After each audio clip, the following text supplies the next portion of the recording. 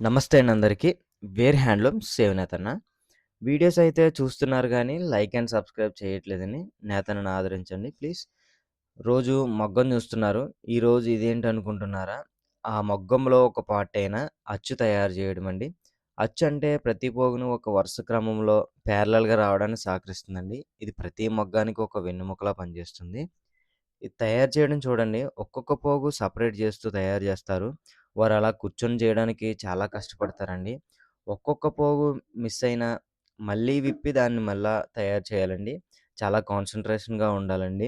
చేసే దారం సిల్క్ అండి. అలా చేస్తూ ఉంటే కొన్నిసార్లు చెయ్యి కూడా తెగిపోతుందండి. అయినా వారు ఎంతో శ్రద్ధ కలిగి కష్టపడతారండి.